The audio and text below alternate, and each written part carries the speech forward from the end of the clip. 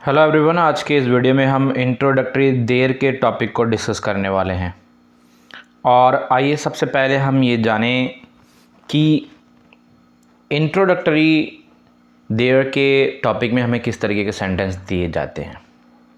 जैसे कि आप लोगों को आपके डिवाइस की स्क्रीन पर दिख रहा होगा, पहला क्वेश्चन है एक किताब है, दूसरा क्वेश्चन है एक किसान था और तीसरा क्वेश्चन है समस्याएं होंगी। जैसा कि मैं आपको अपने पहले की वीडियो में भी बता चुका हूँ कि है, था या होंगी, इस तरीके के सेंटेंस अगर किसी वाक्य में आते हैं तो वहाँ इज़ या आर, वाज या वर या विल बी में से किसी एक का प्रयोग किया जाता है दिए गए वाक्य के अनुसार।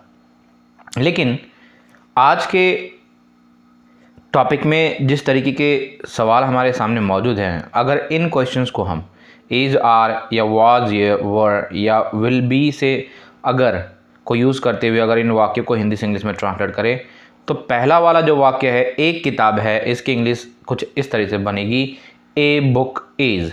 लेकिन ये वाक्य गलत ट्रांसलेट होगा क्योंकि इस तरीके के वाक्य हम लिखते नहीं हैं। दूसरा एक किसान था, अगर हम इसको इंग्लिश में ट्रांसलेट करने जाएँ तो ए फार्मर वाज बनेगा, लेकिन इस तरीके के वाक्य को भी हम लिखते नहीं हैं।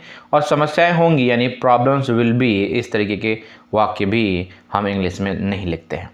तो आखिर इस तरीके के वाक्य को यानी कि एक किताब है, एक किसान था और समस्याएं होंगी, इस तरीके के वाक्य को हिंदी से इंग्लिश में ट्रांसलेट करने के लिए हमें किस तरीके का रूल जो है उसका इस्तेमाल किया जाना होता है और किस तरीके से हम इस तरीके के वाक्य को हिंदी से इंग्लिश में ट्रांसलेट करेंगे, आज के इस वीडियो में हम इसी को सीखेंगे। लेकिन सबसे पहले हम ये जान लें कि आखिर ये जो सेंटेंस, जिस तरीके के 3 सेंटेंस मैंने आपको अभी बताए, इन सेंटेंसेस की आइडेंटिफिकेशन क्या है, यानी किस तरीके से आप पहचानेंगे कि ये जो सेंटेंस है इंट्रोडक्टरी देयर के टॉपिक में आते हैं। तो याद रखिएगा, उस तरह के वाक्य जिनसे हमें किसी अनिश्चित यानी कि जो निश्चित नहीं है, जिसके बारे में हमें प्रॉपर नॉलेज नहीं है, यानी कि इनडेफिनिट वस्तु, व्यक्ति या स्थान के बारे में जानकारी दी जाती हो, यानी कि हमें किसी अनिश्चित यानी कि इनडेफिनिट वस्तु, व्यक्ति या स्थान के बारे में बताया जाता है। जैसे कि पहला एग्जाम्पल है इस कमरे में किताबें हैं, तो हमें इस कमरे में कुछ किताबों के बारे में बताया जा रहा है, लेकिन वो अनिश्चित है, इनडेफिनिट है, किस तरह की किताबें हैं, कौन सी किताबें हैं, मैथ्स की, इंग्लिश की, हिंदी की, इस बारे में हमें बताया नहीं जा रहा है। वहीं दूसरे एग्जाम्पल को देख ले, तो एक गांव में एक किसान था, हमें यहाँ किसी एक गांव में किसी एक किसान के बारे में बताया जा रहा है जो कि अनिश्चित है, जिसके बारे में हमें पूरी जानकारी नहीं है, जो कि इनडेफिनिट है। ठीक है ना।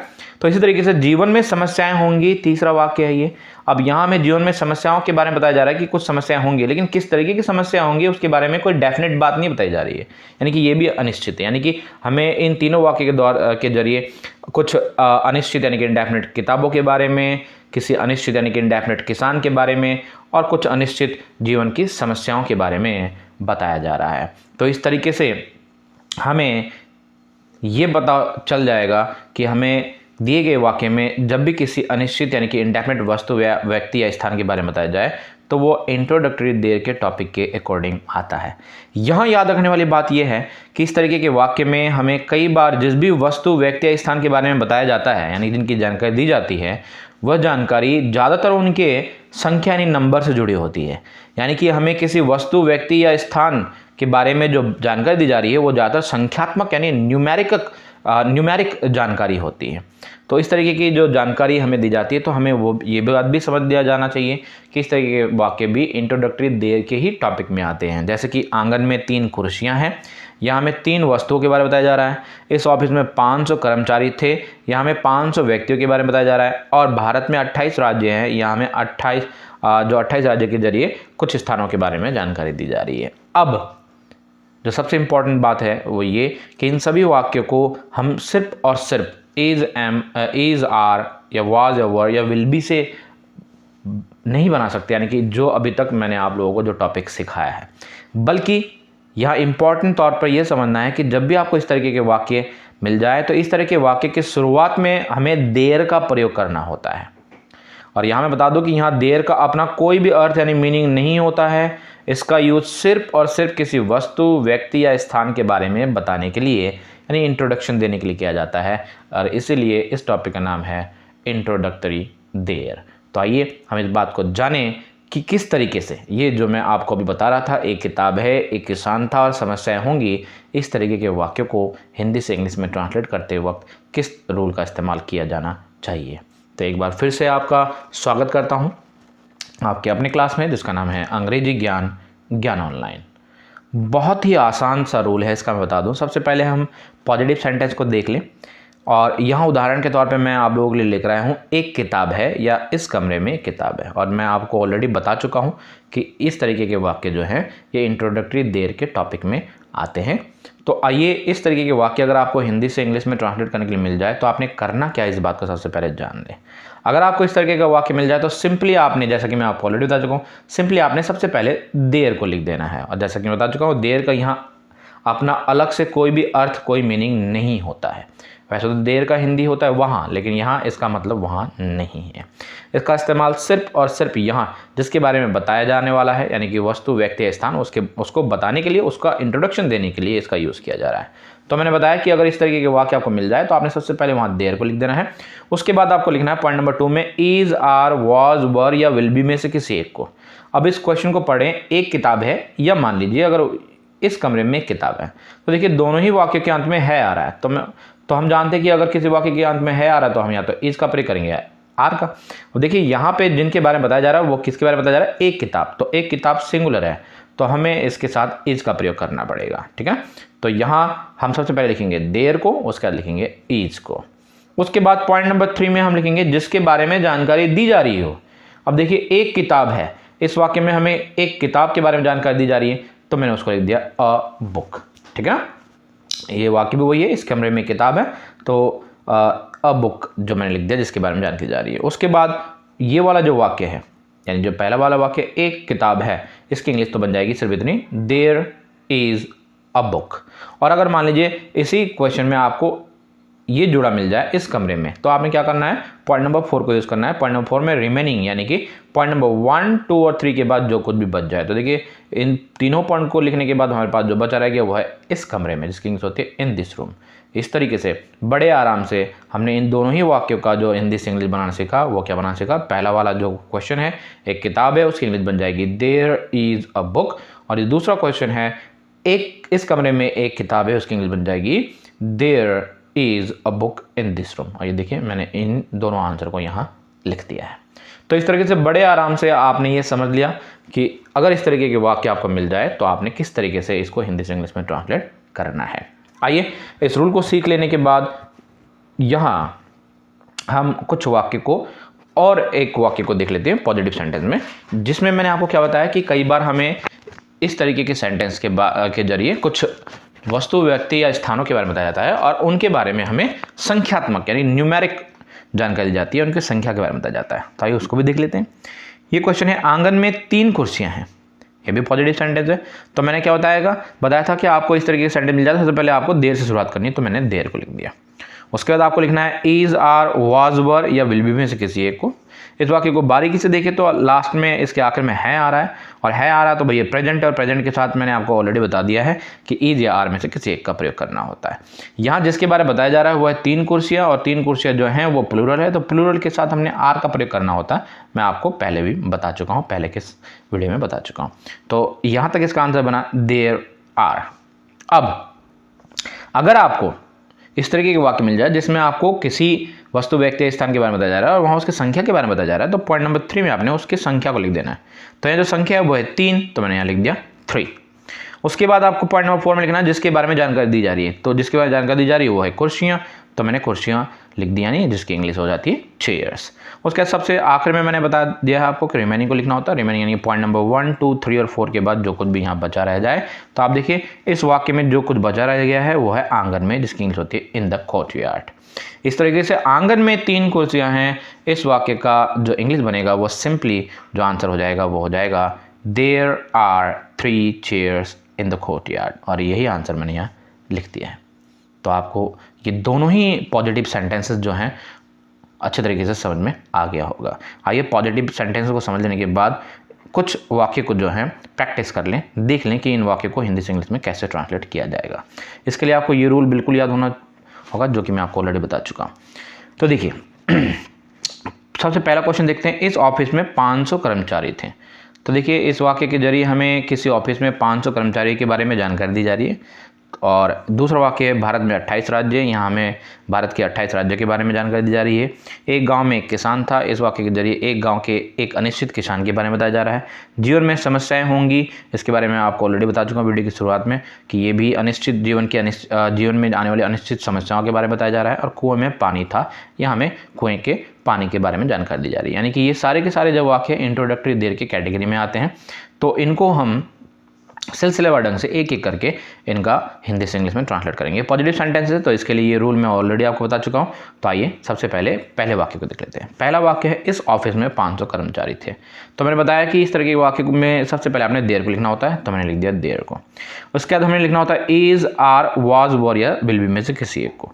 इस वाक्य के अंदर में देखिए आ रहा है थे यानी कि ये पास्ट है। पास्ट के साथ आपको या तो वाज को लिखना पड़ेगा या फिर लिखना पड़ेगा आपको वर को, क्योंकि यहाँ 500 कर्मचारी के बारे में बात की जा रही है तो वो प्लूरल है, तो हमने जाहिर तौर पर यहाँ वर का प्रयोग करना है। तो मैंने लिख दिया देयर वर। उसके बाद अगर दिए गए वाक्य में आपको संख्या मिल जाती हो जिसके बारे में बताया जा रहा है, उनकी संख्या के बारे में बताया जा रहा है, तो पहले आपने संख्या को लिख देनी। तो देखिए यहाँ संख्या जो है, जो नंबर है वो है 500, तो मैंने इसको यहाँ लिख दिया।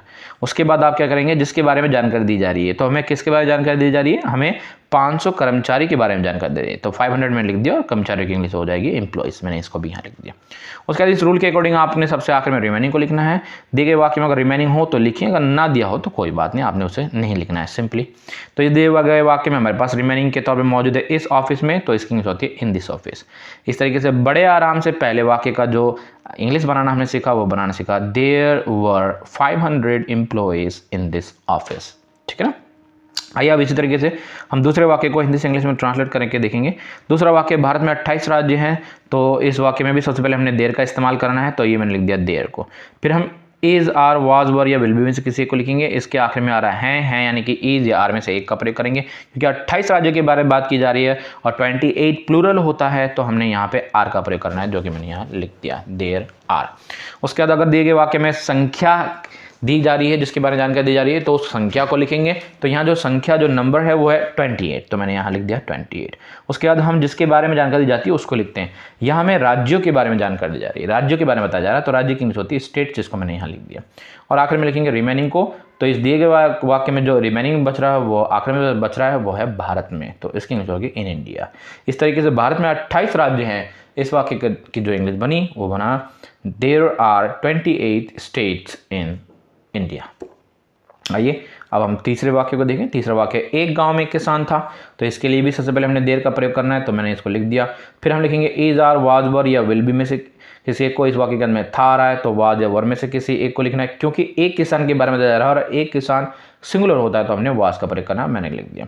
उसका संख्या के बारे में बताया जा रहा है, तो एक किसान, तो एक किसान का अ हो गया या वन भी लिख सकते हैं आप। और उसके बाद हम जिसके बारे में जानकारी दी जा रही है उसको लिखेंगे। जिसके बारे में जानकारी दी जा रही है वो है किसान, किसान की इंग्लिश होती है फार्मर। तो यहाँ तक आंसर बना देयर वाज अ फार्मर। उसके बाद आखिर में हम रिमेनिंग को लिखेंगे। इस पूरे वाक्य में जो आखिर में हमारे पास जो बच रहा है वो बच रहा है एक गाँव में, तो हो गया इन अ विलेज। इस तरीके से एक गांव में एक किसान था का जो इंग्लिश ट्रांसलेशन बना वो बना there was a farmer in a village. आइए इसी तरीके से कुछ और वाक्य को देख लेते हैं जिसमें संख्या नहीं है।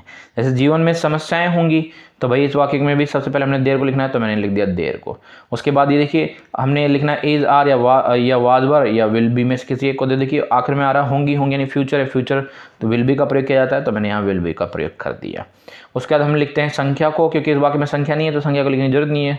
हम उसका देखेंगे जिसके बारे में जानकारी दी जा रही है। तो जिसके बारे में जानकारी दी जा रही है, जिसके बारे में बताया जा रहा है वो क्या है, समस्याओं के बारे में। तो समस्याओं की इंग्लिश होगी प्रॉब्लम्स।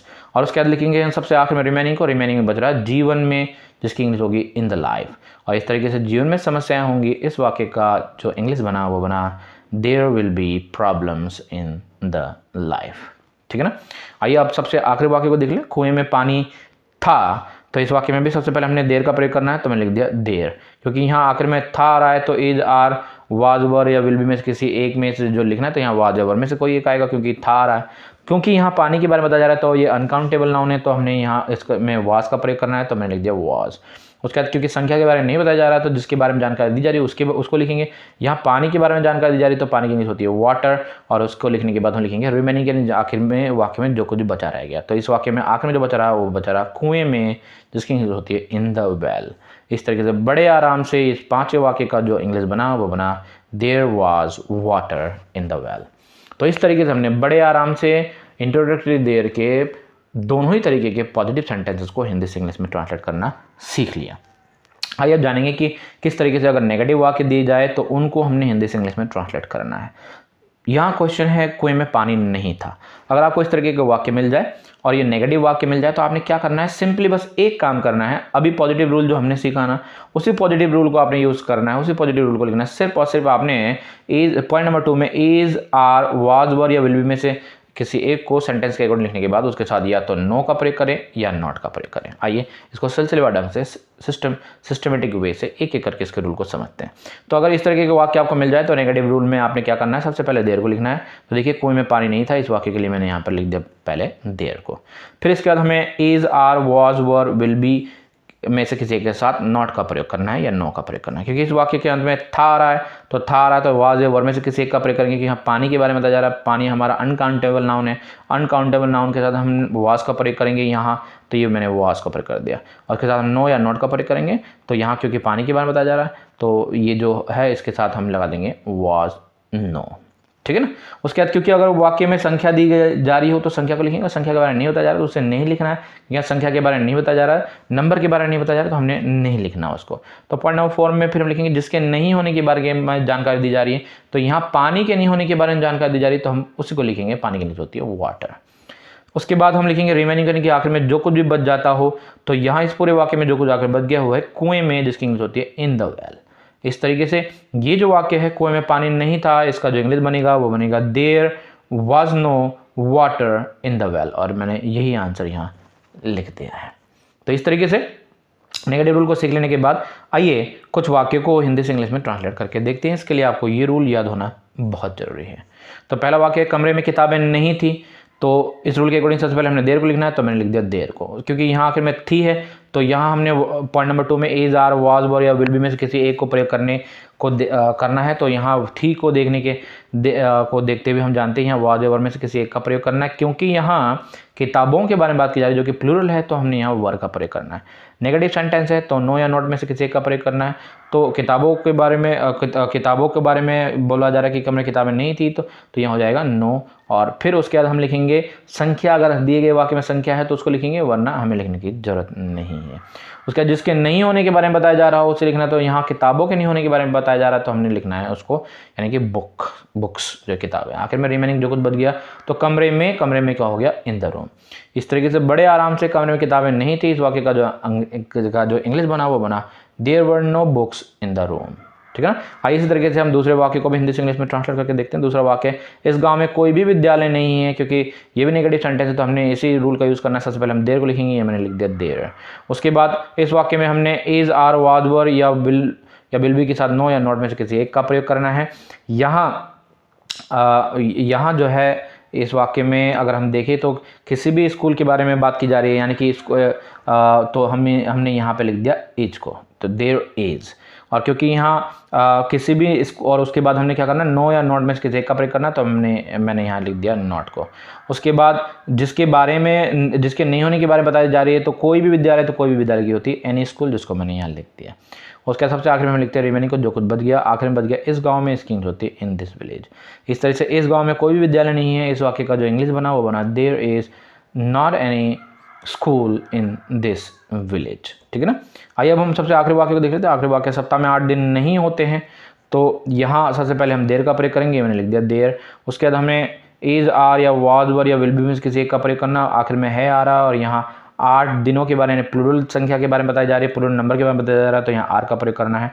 और उसके बाद हमने नो या नॉट में से किसी एक का प्रयोग कर देना, तो मैंने लिख दिया not, are not, there are not. उसके बाद संख्या बताई जा रही है 8 है यहाँ पे, तो ये 8 मैंने यानी 8 लिख दिया। उसके जिसके नहीं होने की बताई जा रही है, तो यहाँ दिनों के बारे में बताया जा रहा है जो कि 8 दिन नहीं होते, तो मैंने इसको लिख दिया डेज, 8 डेज। उसके बाद आखिर में लिखना होता है रिमेनिंग को, आखिर में जो कुछ बचा रह गया वो बचा रह गया है सप्ताह में, जिसकी इंग्लिश होती है इन अ वीक।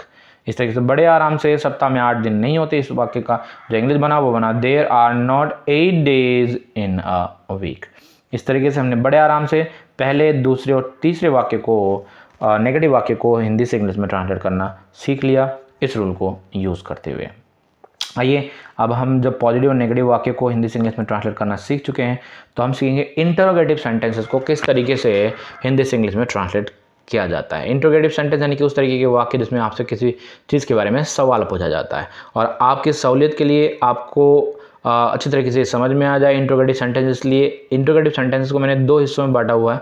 पहला है टाइप ए और दूसरा है टाइप बी। और टाइप ए को भी और भी बेहतर ढंग से समझाने के लिए मैंने उसको दो हिस्सों में बांटा हुआ है, टाइप ए के कैटेगरी 1 और कैटेगरी 2 में। तो आइए सबसे पहले हम टाइप इंटरोगेटिव सेंटेंसेस के टाइप ए के कैटेगरी 1 के सेंटेंस को जान लें। ये उस तरीके के सेंटेंस होते हैं जब प्रश्नवाचक शब्द जिसको इंग्लिश में कहते हैं इंटरोगेटिव वर्ड्स या क्वेश्चन वर्ड्स, जो सवाल पूछते हैं जो शब्द वो वाक्य की शुरुआत में नहीं आते हों। और टाइप ए के कैटेगरी 1 में जो प्रश्न पूछने वाले सवाल होते हैं वो होते हैं कितने या कितना, जिसकी इंग्लिश होती है हाउ मेनी या हाउ मच, और ये वाक्य की शुरुआत में नहीं आते हैं। उदाहरण के तौर पे जान लें, यहाँ पे लिखा है आसमान में कितने तारे हैं। तो देखिए जो सवाल पूछ रहा है, जो शब्द है, जो प्रश्नवाचक शब्द यानी कि जो इंटरोगेटिव वर्ड या क्वेश्चन वर्ड है वो है कितने। क्योंकि ये वाक्य की शुरुआत में नहीं आ रहा है तो टाइप ए की कैटेगरी 1 में है।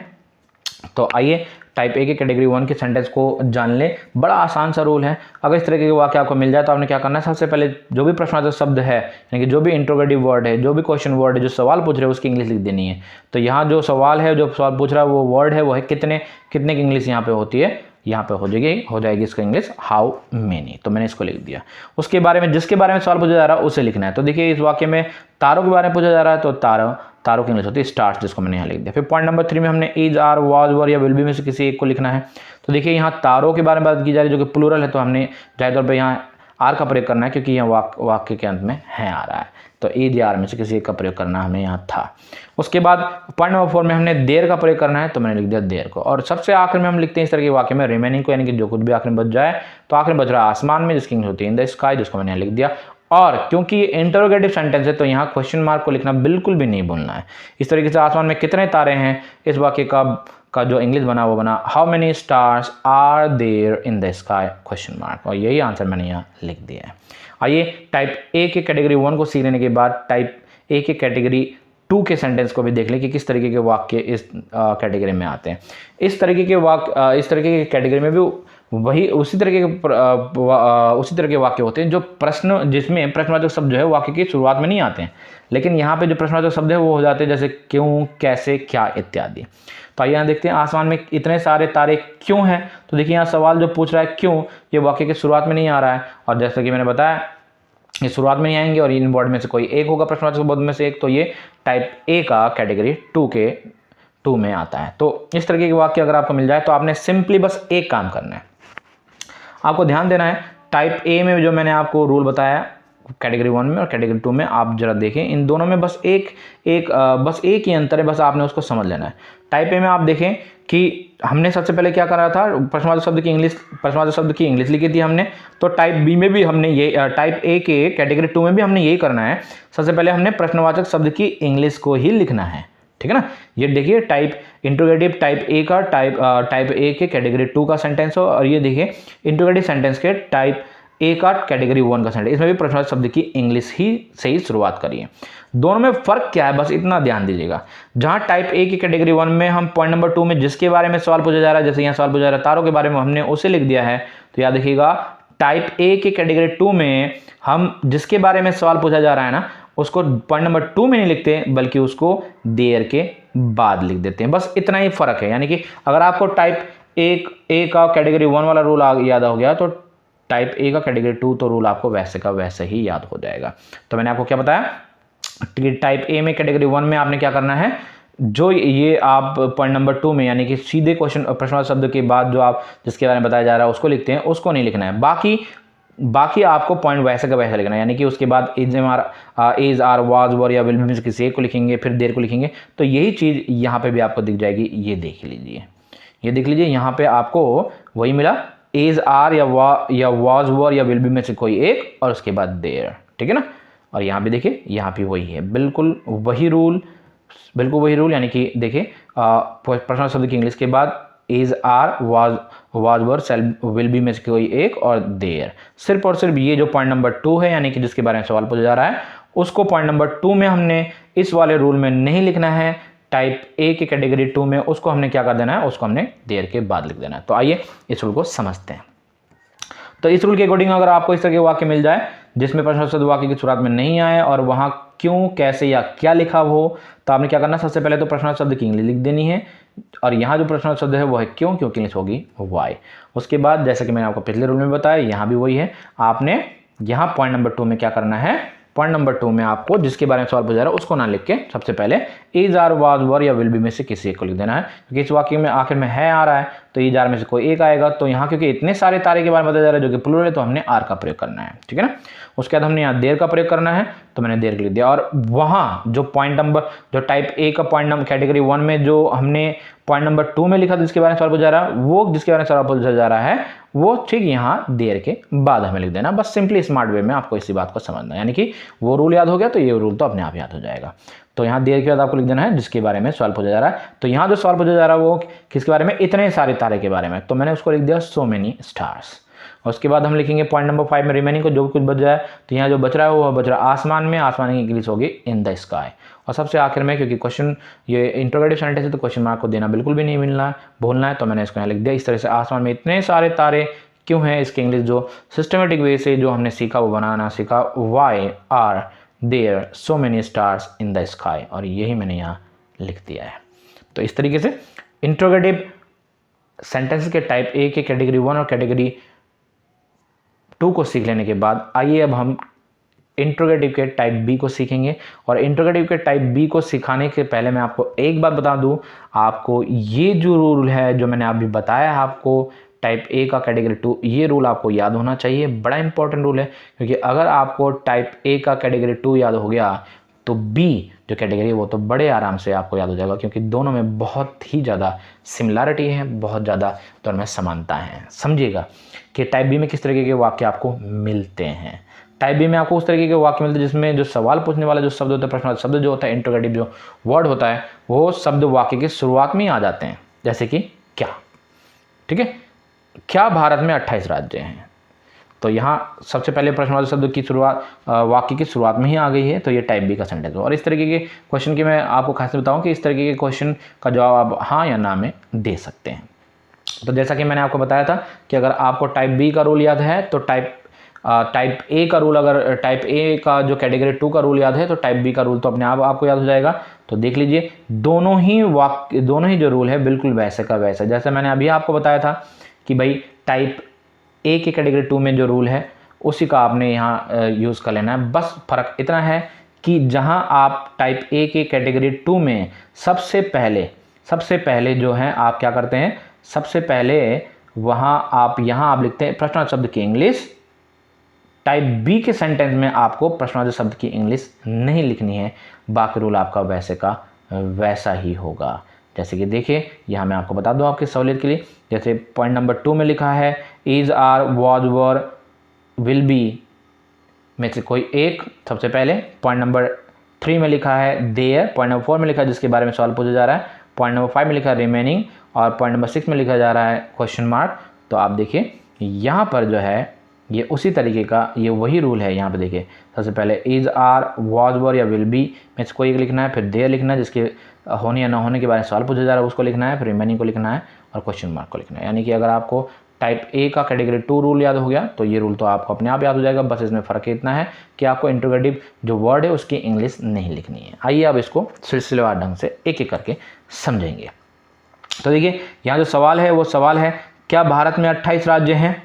तो क्योंकि ये टाइप बी में आता है तो आपने क्या करना है, इस तरह के वाक्य को हिंदी से इंग्लिश में ट्रांसलेट करने के लिए सबसे पहले आपको इज आर वाज वर या विल बी में से किसी एक को लिखना है। क्योंकि वाक्य के अंदर में है आ रहा है तो जाहिर तौर पे इज आर में से किसी का प्रयोग करना है, क्योंकि 28 राज्यों के बताया जा रहा है जो कि प्लूरल है। 28 एक प्लूरल 28 स्टेट प्लूरल है यहाँ पे, तो हमने इज का प्रयोग नहीं करना, हमने आर का प्रयोग करना है। तो सबसे पहले हम लिखेंगे आर को, इस वाक्य को हिंदी से इंग्लिश में ट्रांसलेट करते हुए। उसके बाद हमने पॉइंट नंबर 2 में देयर को लिखना है, तो मैंने यहाँ लिख दिया देयर। फिर पॉइंट नंबर 4 में जिसके होने या ना होने के बारे में सवाल पूछा जा रहा है, तो यहाँ किसके बारे में पूछा जा रहा है, 28 राज्य के होने या ना होने के बारे में। तो 28 राज्य की इंग्लिश हो जाती है 28 स्टेट, जिसको मैंने यहाँ लिख दिया। उसके बाद पॉइंट नंबर 5 में हमें लिखना है रिमेनिंग को, यानी कि आखिर में जो कुछ बच गया, तो जो बच गया वो है भारत में, तो उसकी इंग्लिश होगी इन इंडिया। और सबसे आखिर में हमने लिखना है जो क्वेश्चन मार्क को, जिसको लिखना हमें बिल्कुल भी नहीं भूलना है। इस तरह से क्या भारत में 28 राज्य हैं, इस वाक्य का जो इंग्लिश बनेगा वो बनेगा are there 28 states in India, और यही आंसर मैंने यहाँ लिख दिया है। तो बड़े आराम से हमने इंट्रोगेटिव जो सेंटेंस है उसको भी सीख लिया कि टाइप ए और टाइप बी के सेंटेंस को किस तरीके से हिंदी से इंग्लिश में ट्रांसलेट करते हैं। आइए अब हम उस तरीके के वाक्य देखते हैं जिस तरीके के वाक्य में प्रश्न तो पूछे जाते हैं, साथ ही साथ प्रश्न के साथ वहाँ पे नहीं शब्द भी मौजूद होता है, यानी कि वो नकारात्मक वाक्य होता है, यानी कि नेगेटिव सेंटेंस भी होता है, प्लस में वो इंट्रोगेटिव सेंटेंस भी होता है जिसमें सवाल भी पूछे जाते हैं और उसमें नहीं भी होता है।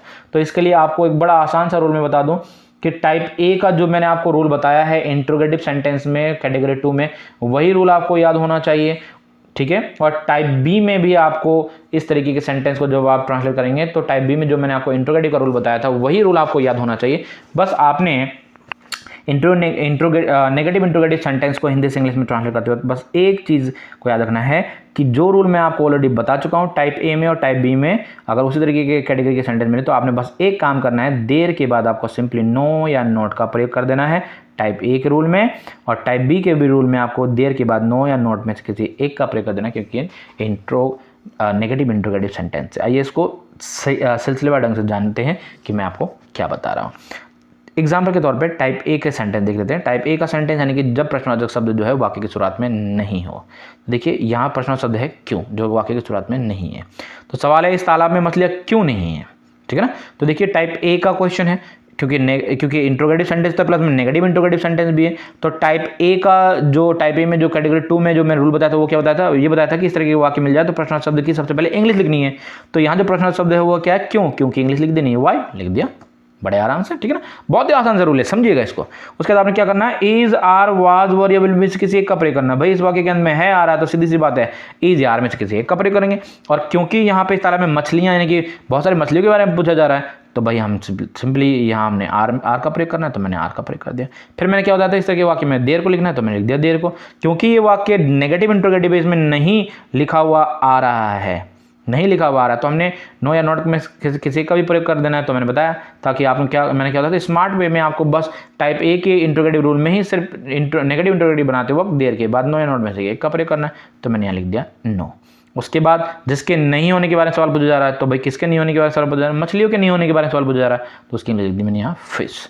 और आखिर में रिमेनिंग यानी कि जो कुछ भी बचा रह जाएगा, भाई इस वाक्य में बचा क्या रह गया, बचा रह गया इस तालाब में तो लिख दिया इन दिस पॉन्ड। और सबसे आखिर में क्वेश्चन मार्क देना तो बिल्कुल भी नहीं भूलना है, तो ये मैंने दे दिया क्वेश्चन मार्क। इस तरीके से बड़े आराम से इस तालाब में मछलियाँ क्यों नहीं है, इस वाक्य का जो इंग्लिश बना वो बना why are there no fish in this pond, ठीक है।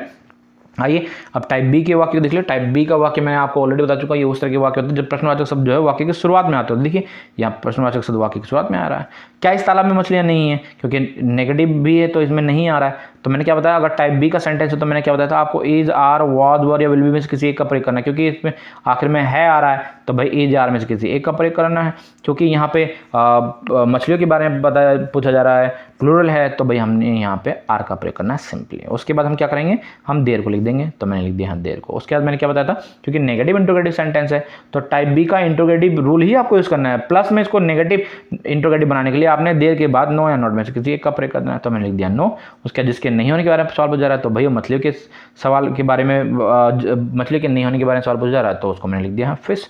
उसके बाद लिखना है रिमेनिंग का जो कुछ बचा रह जाए बचा रह गया इस तालाब में, इसकी इंग्लिश होगी इन दिस पॉन्ड। सबसे आखिर में लिखना है क्वेश्चन मार्क को, जिसको मैंने यहाँ लिख दिया। इस तरीके से हमने बड़े आराम से क्या इस तालाब में मछलियाँ नहीं है इस वाक्य को हिंदी से इंग्लिश में जो बनाना सीखा वो सीखा are there no fish in this pond.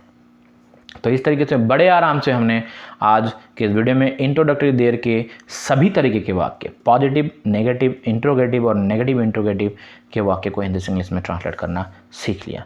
तो जैसा कि हर बार मैं आप लोगों को अपने लेक्चर के अंत में, वीडियो के अंत में कुछ क्वेश्चन देता हूं जिससे कि आप दिए गए जिन भी रूल्स को मैं बताता हूं वीडियो में उनको सीख कर ज़्यादा प्रैक्टिस कर सके और अपने आप को और बेहतर बना सके इस टॉपिक में। तो कई क्वेश्चन दिए जाते हैं, तो इस बार भी मैंने आपको कई क्वेश्चन दिए हैं, तो मैं चाहूँगा कि आप इन क्वेश्चंस के आंसर को जल्दी से जल्दी लिखें और इनका आंसर लिखें आप कमेंट बॉक्स में, ताकि जैसे ही आप कमेंट बॉक्स में इनका आंसर देंगे मैं आपके आंसर पर फीडबैक दे दूँगा। तो आज की वीडियो के लिए बस इतना ही। तो उम्मीद करता हूँ कि आपको ये वीडियो ज़रूर पसंद आया होगा। Thank you very much, have a great day.